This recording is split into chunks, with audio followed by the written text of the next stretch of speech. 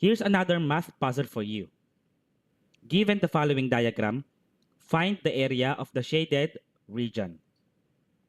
Before I start solving, kung gusto nyong subukan, please feel free to pause the video. Okay, let us start. First of all, kung titignan natin yung ating figure, meron tayong square dyan. Bakit square? Because the dimensions are the same, 8 by 8 units. So square yung pinakamalaki na yan.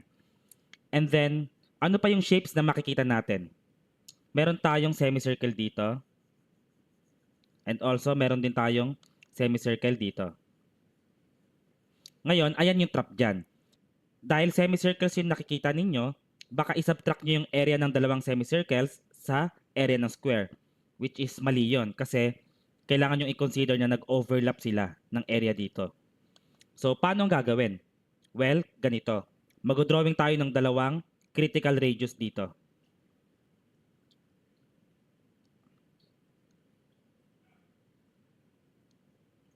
So, after drawing those radius, ito ay center ng ating semicircle. Tapos ito rin, center ng semicircle. And kung mapapansin natin, nag-create tayo ng 3 extra shapes. A quarter circle over here, another quarter circle right here, and a smaller square. Therefore, we can say that the required area or the area of the shaded region is equal to the area of the large square minus the area of the green quarter circle tapos minus the area of the color blue quarter circle again minus the area of the small red square. So para ma-solve natin tong required area, kailangan natin ma-solve tong mga areas na to. Okay? Mag-start tayo sa area ng square.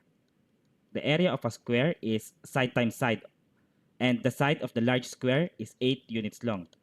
So 8 squared. And 8 times 8 is... Next, let's find the area of the color green quarter circle. Ngayon, para ma-solve yung area niyan, kailangan muna natin ma-solve yung radius na to. The radius of the quarter circle is 4 units. Kasi kalahati ng diameter. The diameter of the semicircle is 8 units. So kalahati niyan is 4. Ayan yung radius. So ito, radius din to. 4 units din yan. Ito rin, 4 units.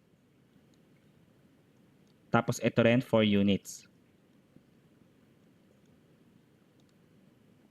Now, balik tayo dito. The area of the quarter circle is 1/4 times the area of the circle. The area of the circle is pi r squared. And we know na the radius of the quarter circle is 4 units. So, 1/4 times pi times radius 4 squared. And 4 squared over 4 is equal to 4. So, meron tayong 4 pi. Next, sa area naman tayo ng color blue na quarter circle. And actually, same lang yan. 1/4 pi r squared.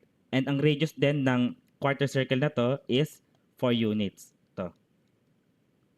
Congruent lang yan. So, that's 4 pi. Hindi ko na isa-substitute. Equal lang yan dito. Ngayon, punta na tayo sa area ng maliit na square. So, the area of the smaller square. Yung smaller square na to, ang side measures niyan ay 4 units.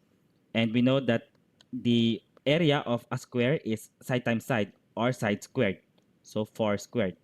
4 times 4 is 16. Now, let us solve for the required area. So the required area is equal to the area of the large square is 64. So 64 minus the area of the color green quarter circle is 4 pi. And then minus the area of the color blue quarter circle, which is 4 pi as well. And finally, minus the area of the color red smaller square, which is 16. Now, Let us simplify the equation. Area is equal to 64 minus 16 is equal to 48. And then negative 4 pi minus 4 pi is negative 8 pi minus 8 pi. Ngayon, kung gagamitan nyo ng calculator, the approximate area is 22.9 square units.